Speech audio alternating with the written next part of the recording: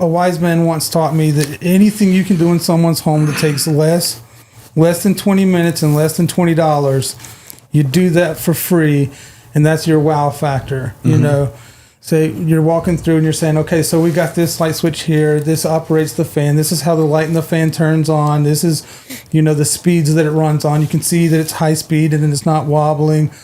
Oh, and by the way, I went through and I replaced all your covers on your outlets in this room as well, and the switches. I know that we didn't talk about doing that, but it's just something I thought I would do for you. Right. You know what I'm saying? Because what does it cost you to do? Exactly. Effort and, you know, maybe what, $1 a plate? Right. And at the end of the day, it's just word of mouth advertising. Absolutely. You know. And it's like, oh, and by the way, I made sure all the screws are aligned top to bottom because they're flathead, right? Do you do that? That's right. Yeah. You got to do that. From the business capital of the world, the Big Apple, New York, Middle Tennessee, it says here. Sounds riveting. Right. This is the Mostly Middle Tennessee Business Podcast, a podcast about Middle Tennessee business owners and professionals. Mostly. Yes, thank you, Mr. Matt Wilson, the big voice guy for this show. Formerly known as the What's Your Problem podcast, we decided to switch gears and change the name not too long ago, and got a new voice guy. Reason being is because he's got a podcast himself called the Mostly Marketing Podcast, which I may or may not have borrowed a name from, but, you know, we'll just call it what it is. This is the Mostly Middle Tennessee Business Podcast, where we talk about the stories, the triumphs, the challenges, the failures, possibly, but maybe even the comebacks of mostly Middle Tennessee business owners, professionals, entrepreneurs, of course. You can check us out at MMTBP.com. That website again is MMTBP.com. Find and follow us there. It is a video and audio podcast, so you can listen to us or watch us if you like. I am your host, Jim McCarthy, with JimMcCarthyVoiceovers.com and It'sYourShow.co, where we produce podcasts like this one. So if you're in need, maybe you need a new intro, we've got a deal going on. Inquire within. Check us out. Today, we're applying the mostly aspect of this to this particular show. My guests today are going to be talking about the trades, particularly the electrical trade, and the challenges that lie in those trades. Mostly the trades in Tennessee overall, I think, there's a lot of good stuff going on, but at the same time, there's a lot of challenges that come along with it as well. My guests are from Kingsport, Tennessee, right? Lauren and Michael Gamache. Welcome here to the show, guys. It's Michael Burdette and Lauren Gamache. Michael, I said Michael Lauren. Oh, yeah. Oh, so you're not? I thought you guys were married. Everybody says that. Okay, Michael Burdette. Yes. Okay. Yes. I had Gamache on my. Oh wow, egg on my face. Let me just, my shoes taste good right now. So you're not married. We've been sitting here talking for like an hour and a half. How did I not get that? I just assumed. That's okay. We're married at heart. That's right. We just didn't get the government involved. So you're partners in the business and in life. Yes. Not together at all. No. Yeah. No. We are together. Okay, but not married. Right. Got it. Okay. Not officially through the government's eyes. Okay, I got you. Okay, yeah. Let me just, let me take my foot out of my mouth. You're doing a great job. Thank you. I just didn't know. These things happen. That's all right. Of course, when we go live, they happen, but, these things do happen. So you guys, you are the proprietors of American Veteran Electrical Services, because, Michael, you served in the Navy. Yes. Lauren, did you serve in the armed forces as well? I did not, no. You did not? Okay. No, my dad was also in the Navy, but... Well, there you go. So I'm in by proxy, I guess. That's fine. Thank you for your service, Michael. You're welcome. When did you serve? Went in 2006, got out in 2011.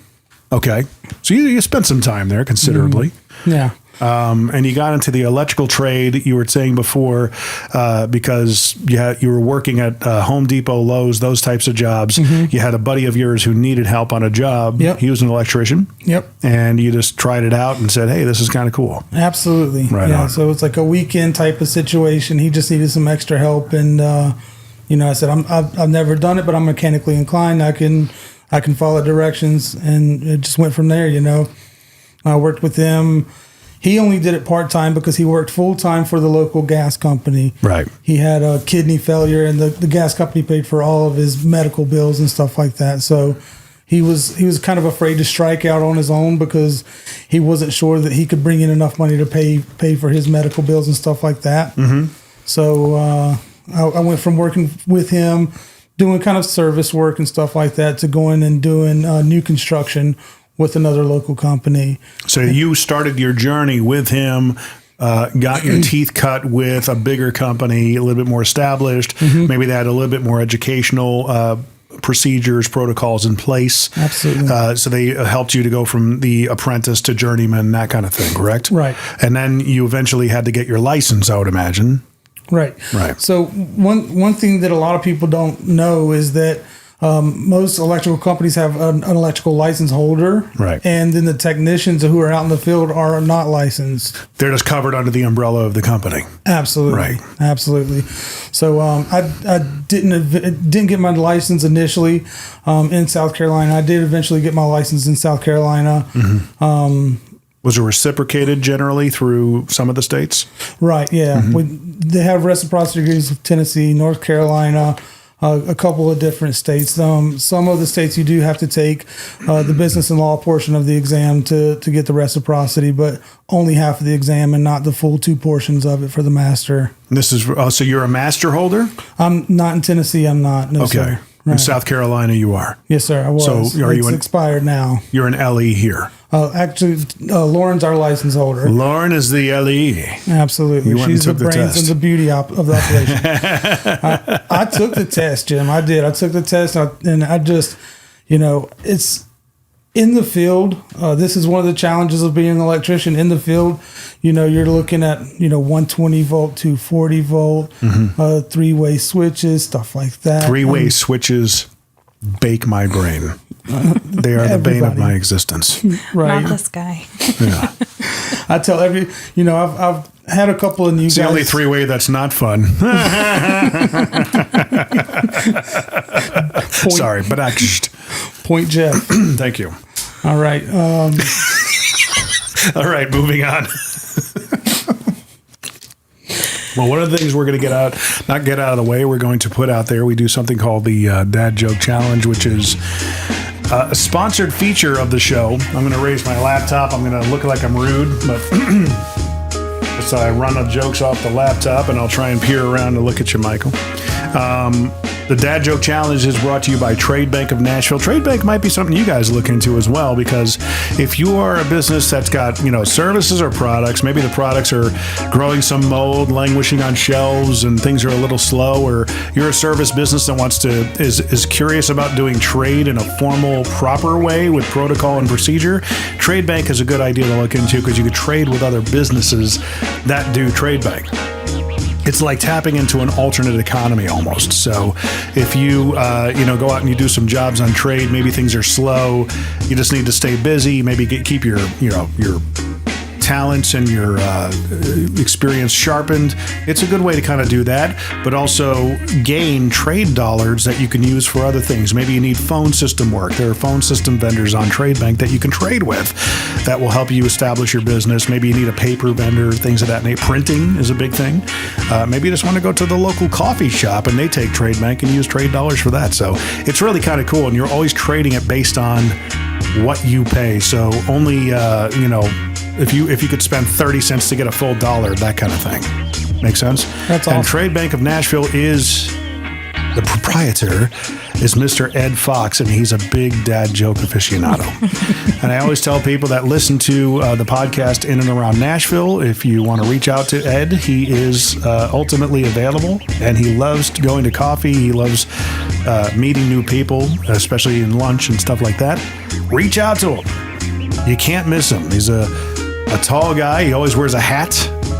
He's from Australia, so he's got that Crocodile Dundee kind of hat, and he's always wearing a loud shirt, and he's very pro-American, so you got to love the guy. The Dad Joke Challenge is a challenge, so if you laugh, I get a point. If I laugh, you guys get a point, and we're all going to be scored separately. You ready? 5 jokes. Here we go. So what do you call the local area network in Australia? The Land Down Under. The land down under. And you can groan too. You can make comments of like, that was awful or whatever. That's fine. You could totally do that. It's okay.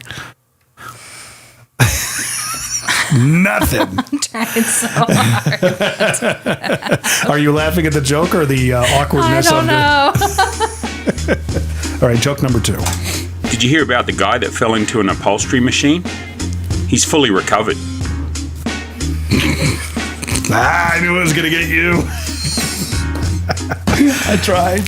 So you both got, okay, that's 2 points for me. Nice. Number 3. What do you call a man who gets into a fight with his cat? Claude. It's a German man. Same as Claude. It's probably from Central Europe. Not getting me there. Not getting you? Didn't do it for you? Number 4. What do you call a fake noodle? An impasta. Impasta. You're laughing. There it is. Cool. Michael did not laugh. That's a point for him. There's ice in those She found it veins. impossible to contain her laughter. It's the cynicism of the tradesman. All right. Last joke, I promise. Did you know that a will is a dead giveaway? I'm sorry, that got me. That got me. And again, are you laughing at me laughing at the joke? I think I am. Okay. I think I am. I can't let you get one more point on me. And Michael is stone-faced. That's right. That's right. Well, there you go. That was the Dad Joke Challenge. Awesome. You survived it. And you're probably asking yourselves, what did we get ourselves into at this point? But there's the Dad Joke Challenge. All the details are in the description. Seek out Ed.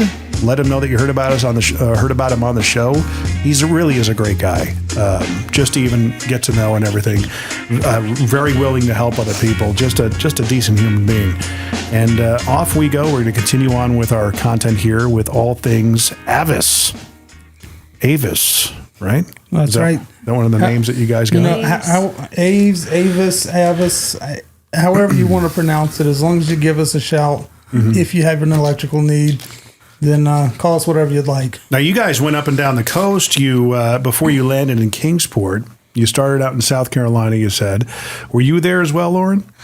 I grew up there. Okay. I'm Where in South Carolina? in a little town called York, about 45 minutes south of Charlotte.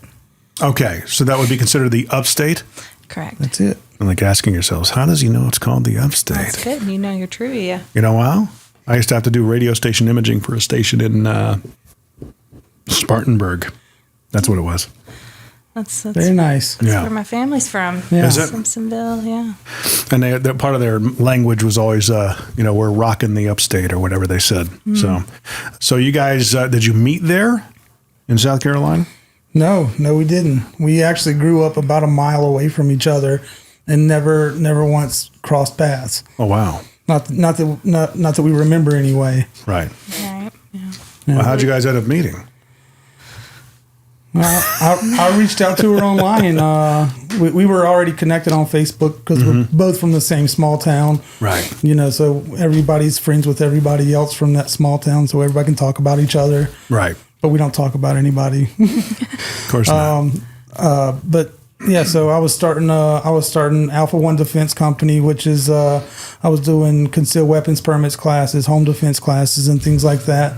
Really? Kind of on the side. Right. I was an NRA certified instructor and developed some classes of my own, and I was trying to take it seriously. So I reached out to her and said, hey, I don't know, as good as I am at shooting guns and teaching people how to shoot guns, I am not good at building websites or logos or anything like that. Can you help me out? Right.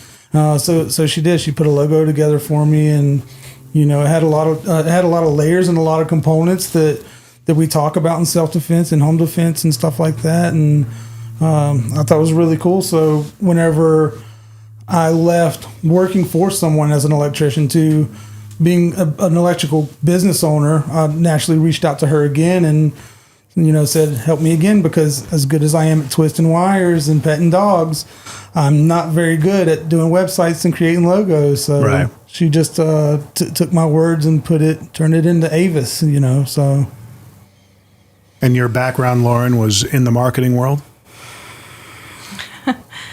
Yeah, somewhat. I was at the time building a dating app with a partner, and just out of necessity, needed to learn technical skills and how to market the business. You know, we were really trying to gain investors and a lot of traction in a short amount of time, and so that's how I just had to learn how to do it. So that's where my background came from. Did you go to school for it or anything like that? I didn't. My career path, I've spent 5 years just working for a small family business in Maine doing arcade games, pool tables, jukeboxes.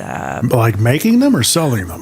No, they put them into other establishments and would split the money with the business owner there. So they just maintained the games, changed them out, fixed them, repaired them. Then they got into the ATM business, and that did really well for them because the amusement side is been on a slow decline for many decades. Really? Yes. Yeah. Huh. I mean, it's still going, but it's not what it used to be. Kids are much more. They got games on their phone. Yeah. There's no reason to get out of the house. Yeah. It's Let been the a parents challenge. make them. Been a challenge in that industry. So by virtue of necessity, you had to learn websites and coding and all that fun stuff. Yeah, I got divorced, and then I was a single mom, and I had taken a year off to have the baby and everything, so I didn't really know what to do next. I was really intrigued with real estate, so I went and worked for a real estate auction company and got my real estate license through them, and that's when I started. You know, I started my dating journey and just realized a lot of the problems in the online dating world. So I was trying to create a platform that was a lot safer. We did background checks on everyone, and that was, that was like my side project, and it just kind of took over my life. Oh, wow. So I left the real estate world, and then everything kind of fell apart with my partner. I had a very bad partner. It happens. Yes. Yeah. Yes, it does. So that is when Michael kind of reached out to me and I say rescued me from that situation. Hey, Middle Tennessee electricians, handy women and men, and just those of you needing better commercial LED lighting solutions. Yeah, I know, there's so many of you. I have to tell you, there's another option than just the big orange and blue box stores now. Try j2lighting.com. At j2lighting.com, we have the latest technology in all types of commercial LED lighting, from UFO high base, drawers, area lights, and shoeboxes, right on down to a slimline wall pack that doesn't look like a fist coming off the wall like most other wall packs do. You get what I'm saying, right? Many of our fixtures are wattage and color temperature selectable, which means you have more control over the brightness and appearance in your dark spaces. Check us out at j2lighting.com for a great local source for your commercial LED lighting ideas, even full color light show dreams. Yeah, totally. That's the letter J and number 2 lighting.com. j2lighting.com. So you did the website for the home defense company, right? That's an interesting business that you bring up. A buddy of mine is in the same business here. Right. It's called Defense Systems. His name is Brink Fiddler. Okay. And he was the guy, you remember the shooting at the Covenant that made the news back in October, I want to say? He did the training for that school. Wow. And at the time, I was sitting on my B&I, and it dawned on me, someone had let me know that he did the training, his company did the training for the school, and then the event happened. So I reached out to him and I said, man, hope you're okay and everything. He says, man, I'm just kind of processing this. I don't exactly, it's really kind of hitting me hard. I said, I completely understand, and I'm thinking to myself, what do you say to this, Yeah. And then it dawned on me, and I started typing out a text. I said, look, I would put money on the notion that the scenario would have been a lot worse had they not received your training, buddy. Absolutely. So if you can take something away from that. 100%. Yeah. Absolutely. And I've been trying to get him on this podcast ever since. He is blown up. Yeah. I mean, he is so busy. Yeah. I said, hey, can you come by and do an episode in December? And this is maybe October, November last year. He goes, yeah, in 2025. I said, well, good for you. It's a interesting state of affairs to that, a business like yours is in demand. Absolutely. Right? Absolutely. And I recently just got USCCA certified as an instructor for the concealed carry and home defense through their program. So, kind of exploring that area as well, because the ebbs and flows of the electrical field happen. We have the slow season in December. Yeah. And unfortunately, over the summer, I took a big risk of chasing a fixture company around to do some 5 and belows. We traveled to Alabama, Ohio, Wisconsin, stuff like that. And I kind of took my attention away from our local market. And when I came, I was betting all on a big contract that was supposed to be picked up in August. And August came and everything fell apart. And here I am back in August at the beginning of the school year, attempting to touch a customer base that I haven't touched in 3 months. Right. And it's just a slow season. So that the fact that I didn't set myself up over the summer like I should have, I took a risky bet and I lost on it. It really opened up the opportunity for me to, push myself to explore some of these other things and other options, while we're slow. And I'm not cutting the legs off of Avis to be able to explore some of the other things I'm also interested in as well. Yeah. Well, you're also in the part of your business where you have to, cash flow is oxygen. Absolutely. So you got to go what's going to pay the bills. Absolutely. And that sometimes means saying yes to a lot of things that maybe it's not the best interest overall in the long run to say yes to, and you can kind of refine that over time. Mm-hmm. But it sounds like you're in a portion of your business at this point, or the lifespan, that you can be a little bit more selective. Of course, doubling down in your local community. You said in the pre-interview, if you will, that commercial has been more lucrative for you rather than residential service. Is that the case? It was during that time, especially. So where we're at, there's a lot of, it's really saturated with electricians, and coming into the area, there's it seems 2 to 3 electricians posting in the local group that are, hey, we're new to the area, we're offering electrical services, or someone posts in a group, hey, I need an electrician, my fan's not working, for instance, and then you'll see, oh, this handyman, that handyman, Right. And it seems like people are either opting to do more of the work themselves, or go with the perception of the lesser cost, rather than hiring out for like a professional electrician. Because really, when we started this business, we didn't set out to be competition for Uncle John, who's been running his company out here for 25 years and stuff like that. We really set out to kind of build a national brand out of it and compete on the level of Mr. Electric and Mr. Sparky and things like that. Right. So, but I mean, a lot of that is talent acquisition. Sure, which is a tough part in the trades, especially around here. If you're not fishing in the right ponds, man, oh my gosh. Right. And what's the rate that you like? Have you hired anybody to help you out?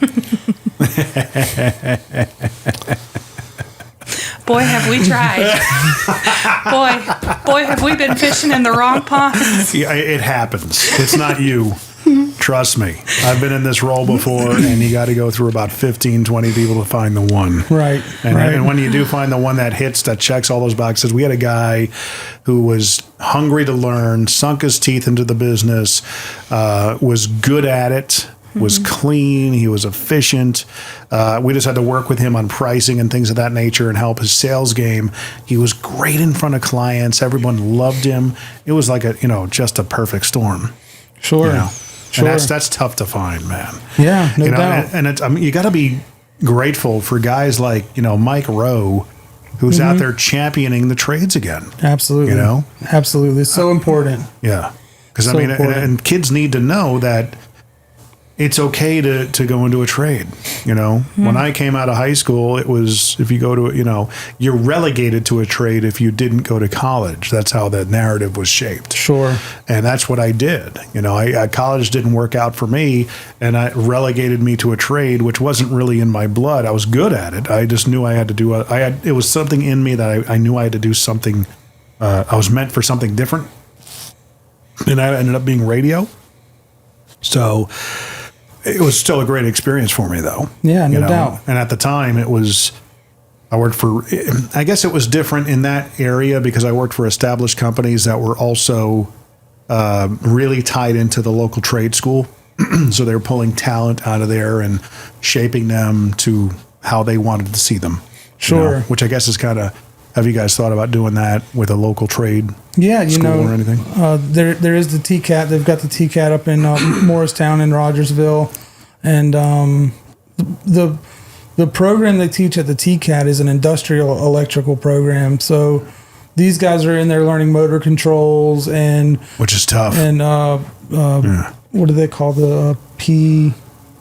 It's not PLS, is it? What is it called? Yeah, I kind of get what you're saying, yeah. Right. So controls and stuff like that. And kind of going back to what I was saying about the license versus, the person who's out doing commercial and residential work, when they go to take the license, there's questions about, squirrel cage motors and stuff in there. And it's like most of the stuff you're seeing out in the field as a residential or commercial electrician, you're not seeing that same stuff on the test. Right. And the test is really more about how well you can navigate that code book and kind of decipher what they're asking versus what it's saying in the code book. Right. Not really practical experience. Right. It's more of can you find this information and kind of dissect it. Right.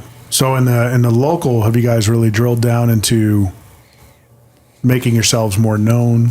Local Facebook pages, things like that. Yeah. We've got a decent Facebook following, and as far as we are locally, and we try to stay active on there. We get told off, and when we go to someone's house, you guys got recommended a lot. Nice. And we just try to have a good reputation and do the right thing. And, being a 1-2 person operation here, sometimes things, overwhelm us in the summertime and springtime, and sometimes things slip through the cracks, but we really try to do our best about being good communicators and, taking care of our customers the best way we can. Right. Well, we came across, there's an element of like a tactic that I'll share with you that a friend of mine did when I first became self-employed. I became familiar with him back in 2016, and he's from Chicago. His name is Bill Yuss, and he's a lifelong garage door guy. Okay. And since he's 16 years old, he's been in the garage door business, right? So at the time, I think he was late 50s, early 60s, well, probably late 50s. And he put up a special on Facebook. He just moved to town, wanted to restart a garage door business. And, hey, for $59, I'll come by, we'll inspect your garage door, and you'll get a free keypad. So that will, you put a code in and opens and closes your garage door. Cool. You know what? Done. Take my money. He comes out, great guy, made us feel at ease. He was very affable, very friendly, immediately just liked him, and he does his thing, puts the key code thing up, and then slaps the sticker above the garage door opener by the door. This way I always saw his branding. His business was Pro Door Doctors. So every Monday, or maybe even Tuesday, he would show up in all the local Facebook pages. Hey guys, don't forget this week we got this going on. He would always have some sort of, not lost leader type of approach, but maybe it was just to kind of get him in so you'd get to know him, and he would do the same thing over and over again. He scaled that business from 1 truck to probably 7 in maybe 3 or 4 years. That's awesome. Just doing it. And to the point where he did something I'd never seen done on Facebook before. He didn't have to do that after a while. He became so well known that if anybody had a problem with a garage door, people championed him.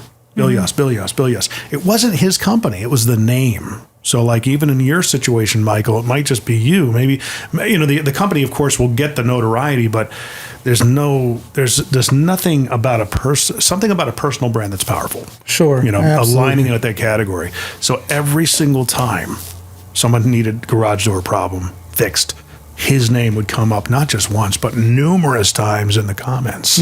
So he instantly would get the business. Here's the thing that really shocked me. One person, for whatever reason, decided to have a bad experience with him. And she went on Facebook and shared it with everybody.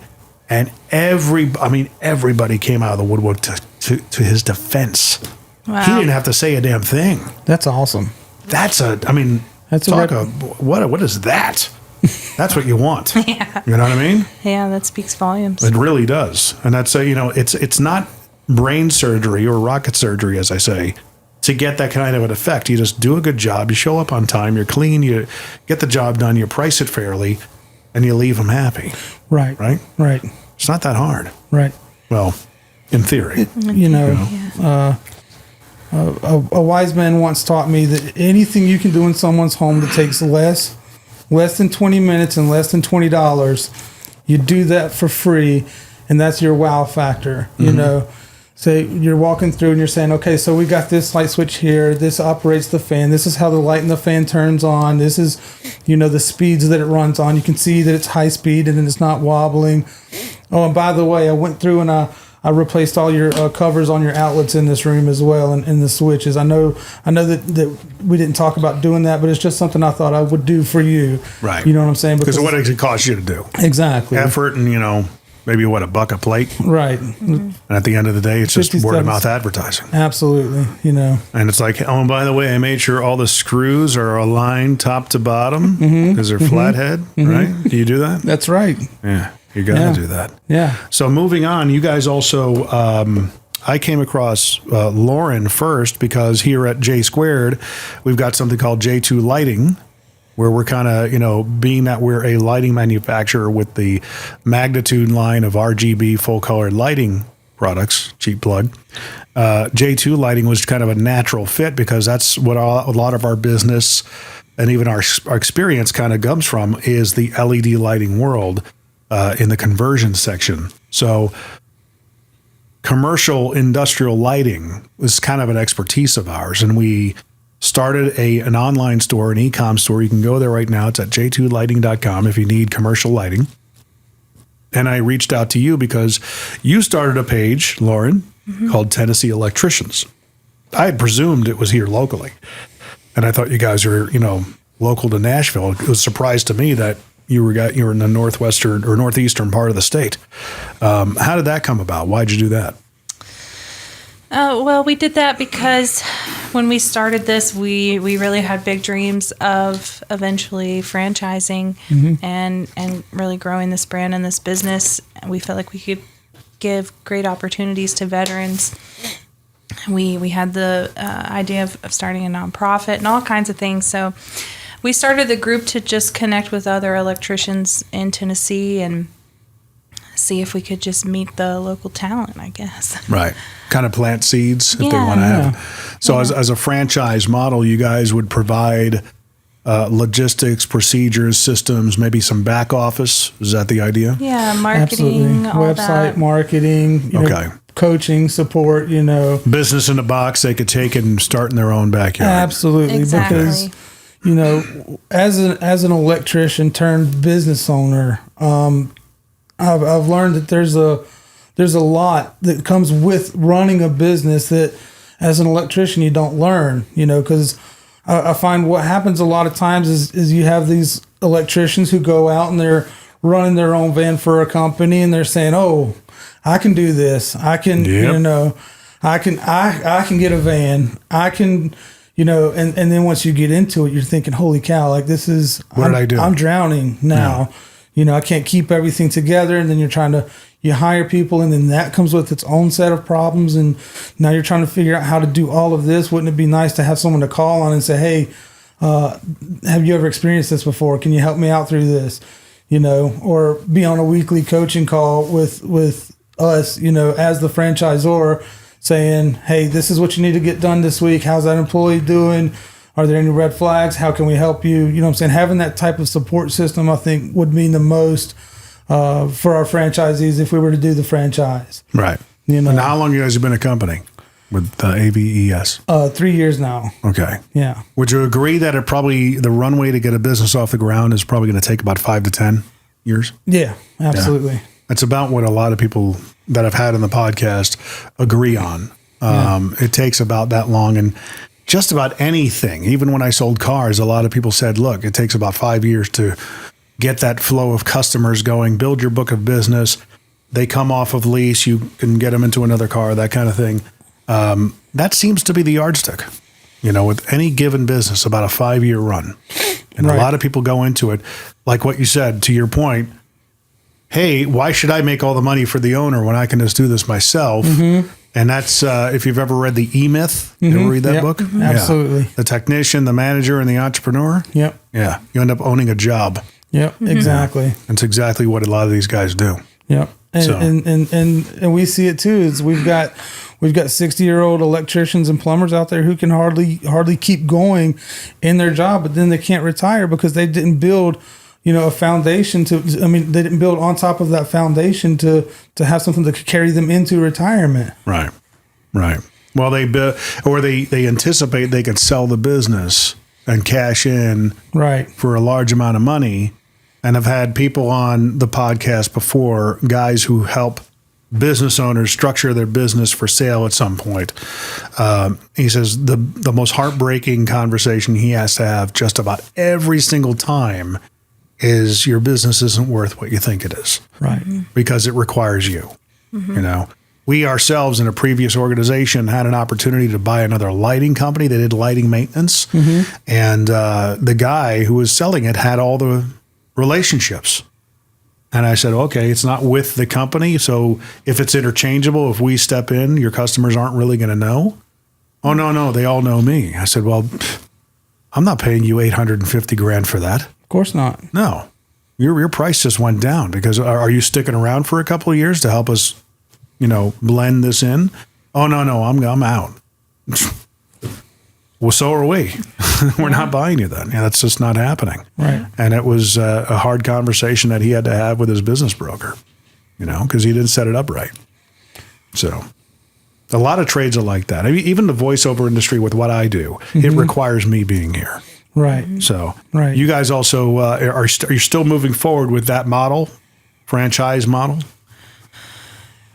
Well, we learned that it's just very expensive to do. Mm-hmm. So we haven't been in a position to do that. I think it's still a dream for us. It's something that we would love to do. Right. I think there's huge opportunity. Do you think it's one of those things that you kind of have to have the runway behind you, Absolutely. Understanding of the systems procedures, the resources even of talent pools, things of that nature. Right. I think if you keep on going with that direction, in probably 10 or 15 years, you're going to have something for sure. I think you're right. Yeah, because I think the tide turning with what people think about trades, that, and more kids getting involved with trades. I'm seeing a lot more interest. I'm actually have been invited to do like a career day at the high school over here where my kids go, at the middle school. And, hey, it doesn't have to be college, guys. You can get into a trade. It's good money. It's in demand. Mm-hmm. It's honorable. There's nothing wrong with it whatsoever. Absolutely.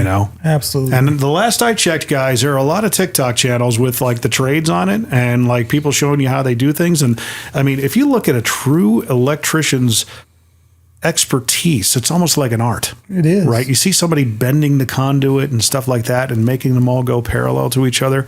That's an art form. Mm-hmm. It really is. You know what I mean? You're seeing a panel that's done the right way. It's like a work of art. Because we've all opened panels that look like a rat's nest. Absolutely. Right? Often. Yeah. And then, these guys, there's a guy out in East Tennessee. I can't remember his handle, but he's got like 400,000 followers. Wow. And he just puts a video up and he shows, little time lapses. He'll set a camera up behind him and he'll doing a panel and stuff like that. He puts it up and it gets a crap ton of views. That's awesome. I don't see CPAs doing that, guys. Right. Or anybody who's in a white collar world. So it spurred another idea that you guys had, and it's kind of educating the consumer about electrical. That's you're kind of putting a course together now, correct? Yes. Tell us about that. It's going to be called Empowered Academy, and what we've noticed is that within the field, there's right ways to do things and wrong ways to do things. But at the end of the day, once the work is completed, you see an outlet and a switch or whatever on your wall. You're not thinking about what's in the attic or behind the wall. And there's a disconnect there for the customer, I think. So where they don't understand the way that it's supposed to be done. So when it's done the wrong way or done kind of cut corners and stuff like that, they don't know that. Mm-hmm. We also have customers who are wanting to do some work themselves, take on redevicing their house, changing outlets, changing fixtures, small things like that, and of course we got a call a couple weeks ago. We had a customer. She wanted she was doing a remodel in her basement, and she was pulling her wires, and she'd gotten her drywall all up, and she called us in there because some things weren't working. Every time I flip the switch, now the breaker trips. So we go in there, and I'm toning out wires, and I'm sitting here saying, okay, well, we're missing a wire between like 3 of these spaces. Drywall's already up. Yeah. So now she's got to take all the drywall down, pull wire again. And what we want to do is provide people with a resource where they have the education up front, where we created an ebook called the Residential Electrical Essentials, where we cover everything from a service, like outside from the utilities coming inside. We talk about fuse panels, breaker panels. We give diagrams about how switches and outlets are wired, the proper way to strip your wire, wire ampacity and things like that, just to help everybody understand what's going on with their electrical system. So if you do have someone who does want to tackle the work, they can do so confidently and safely. And if you have someone who says, I don't want to do the work, when they do hire that person, whether it is a handyman or a professional tradesperson, when that person comes in, they'll be able to look at the work they're doing and say, okay, I know that looks right because I've been educated on this. I know what it's supposed to look like. Right. So, or if they open something up and they see it's unusual and they say, okay, I know this is above my pay grade. Now I know to call an electrician. Right. Because we don't want everybody doing everything, but you have, different levels of competency, right? And different levels of desire for completing electrical work. So we want to be able to educate everyone, from the people who don't want to do it, but do want to understand it, to the people who, maybe you are a handyman and, you're changing out switches and outlets now, and maybe you just want to add extra services to your repertoire. Right. So if you want to learn more about electrical as a handyman, that would be good for them too. Mm-hmm. Kind of a crash course. Right. Base knowledge. Yeah, we'll go from everything in the full course. We'll go from everything from basic electrical theory, understanding ohms and Ohm's law, resistance, and all the way up to how to do a panel change and things like that. We'll get into some kind of intricate work. And panel change is not easy. It's easily a 6-hour job. Yeah. Absolutely. Yeah. Anytime we do a panel change, we say it's at least a full day. Yeah. Right. Yeah. Because you got to get in there, you got to turn off the main feed, and I mean, the most daring of daring, I guess, could do it with the feed live, but you don't want to. We've seen crazy things out there. Yeah. Yeah. I actually did that with my son. I didn't do that with my son, but I showed him a panel in one of the jobs, the one I was showing you before with the colored tubes. Mm-hmm. He came up for a day and helped us, and he's like, what is all this stuff? And, started asking questions. I said, okay, come here. This place is under renovation. Some panels were wide open and didn't have any breakers in them. They weren't live. But I said, here's the source. Here's the kind of like the central nervous system of this particular section of the building. We've got one like it in the house. This is where the main power comes in, then branches off to all the switches, the lights, the outlets, all that stuff. And, think of it as, a main amount of power coming in, and then you want to branch it off, but only want it to give it a little bit of, the amperage, and kind of base explained it that way. Absolutely. I think he got it, Yeah. He's like, can I touch that? I said, you can touch this, but don't ever do that. Right. You don't ever, because you never know when it's hot. Right. Unless you have a hot stick or a meter or something like that, and don't ever touch those metal plates. That's right. Bad idea. Yeah, you will be knocked against a wall. Yeah. Safety's always first, The last thing somebody that as a homeowner wants to do is try and bend, 3 or 5 out wire. Right. Because that's not fun. Yeah, no doubt. Yeah. I used to have one of those things in my production studio when I got into radio, because I was transitioning from electrical into radio at the time. And we finished a job at a college, actually the college I went to. I had one of those days where I was questioning my life's decisions. And I was out in the rain all day. It was we were feeding a 4-phase feed into the pole box in the ground. And there was a guy on the other end pulling it into the room with a puller and everything. One guy was in the hole with the lube. I was, I think, feeding. I was the guy that had to pull all the wires together and between my legs and feed it into the hole to the guy with the lube. Right. And then there were 4 other guys pulling it off the reels. Yeah. Right. Because I mean, you're talking about a wire that is about 1.5 inches, maybe 1.25 inches in diameter, and weighs about 7 pounds a foot. Yeah. Yeah. No small task. No. No small task. So I had a piece of it that was about 3 feet long. I would keep it in my production studio, and I called it my production bat. That was, 21 pounds. It's like wrestling an alligator. Yeah, Oh my gosh! Yeah, we did a service feed over in the trailer park in Gatlinburg. Was it Gatlinburg or Sevierville? I can't remember. But yeah, we had to use a 500 kc mil wire. Yeah. And it's just a monster. It is. It's not fun. You think that 4-aught service wire is thick, and then you get some of that 500 kc mil, and you're like, my God. Yeah, it's massive. Yeah. They had a transformer room in one of the buildings. And so like what you'd see on the poles was actually in the room. Mm-hmm. And the room was completely sealed off, locked up all the time. They opened it up to check something out. And you would go in that room and it was so unnerving. Like you'd feel like your soul separating from your body with the amount of power that was Right. coming in there. It was nuts. Just humming with it.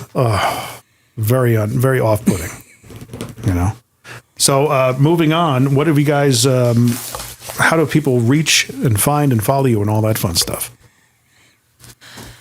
Website? Yeah, we're at avesusa.com. We've got myempoweredacademy.com as well. We can Mind Powered? My Empowered. My Empowered. Okay. So on the My Empowered Academy, we're gonna that's where people are gonna be able to get the free ebook that we're giving out. We also have a My Empowered Academy focus group on Facebook that we're trying to release exclusive content in there and give exclusive offers in there for when we do release the course.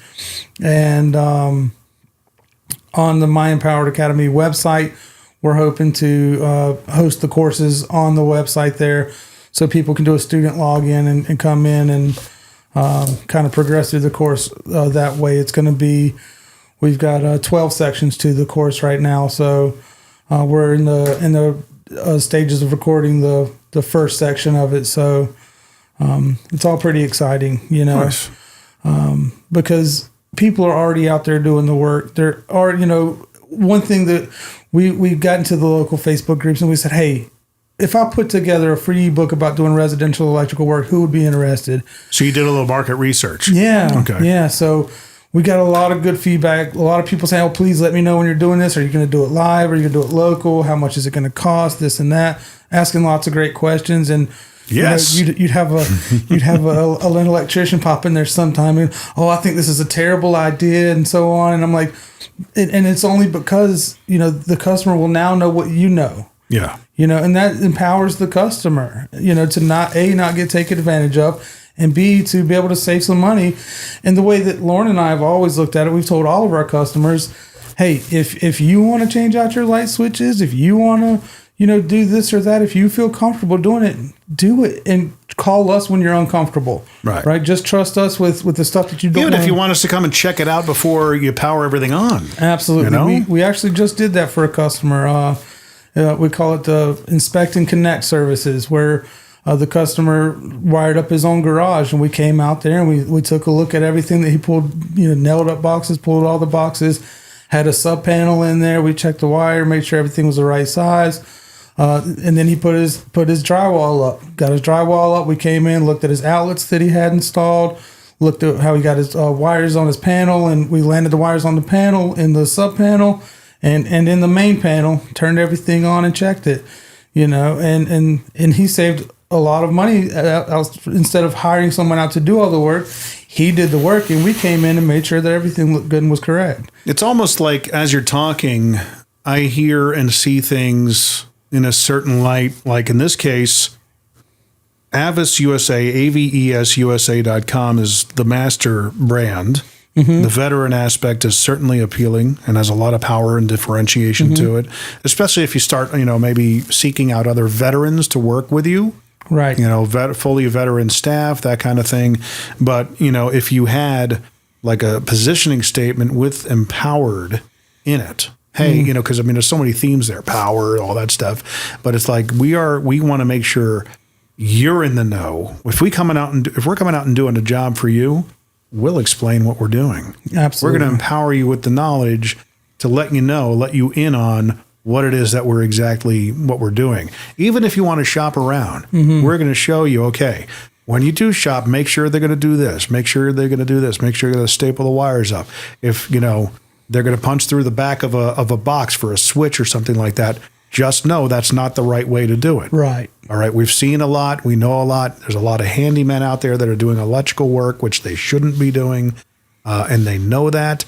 Even though the price might be alluring, the empowerment is key. Absolutely. Something like that, maybe. Maybe there's an idea there you can run with. Absolutely. So, well, there you go, man. Any other things you guys want to cover before we wrap up? I just want to say that you got great lights. Yeah, no, absolutely. And The ones above us or in the back over here? In the back, and we talk highly about those for recommend a them. second? Sure. Yeah, we've got an ad that runs and people know about J2 and all that fun stuff. So this is more about you guys for sure. But just, I think from what we've seen on the market and installed for our customers, I think that it was really great. To see an ad is one thing, but to see these things in real life and to hold them, they're light enough where they're comfortable to install, but they're heavy enough where they're going to withstand the elements in the storm out there. Yeah. They got color temperature changing. You can dim them. I mean, just the all the range of options that you have with the light stands it apart from any other light out there that I've seen. Yeah. I think it's a great product, and I think we're going to try to find a little market just for it. So that'd be wonderful. Yeah. That's how much we do like it is I think we're going to try to put it everywhere we can. Right on. Very cool. Well, we appreciate that. I mean, it was solving, kind of filling a void in the market. Yeah, absolutely. In terms of solving a lot of different things, even combining the mounting system for the shoebox was something that was intentional. I have not seen that yet, right. In terms of accommodation. Certainly innovative. Yeah. So that's what we try to do. Well, there you go. We're going to wrap up, and this has been the Mostly Middle Tennessee Business Podcast. Once again, please follow, subscribe, rate, review. BHAG, Big Hairy Audacious Goal for 2024, probably 2025. 10,000 average downloads per episode is what we're going for. If you can help us out, that would be great. If you know somebody here in the Middle Tennessee area that you think would be a good fit to be on, let us know. Go to the website, MMTBP.com. Link is right there to apply to be a guest on the show. And of course, you can also listen. You can watch the show, find all the clips, join an email newsletter if you so choose to keep up with things, and always empowering the Middle Tennessee entrepreneur and business owner and professional. Mostly MMTBP.com. Guys, thanks for making the trip out here. It's been wonderful to talk to you. Thank you. Awesome. Thank you. Thank you.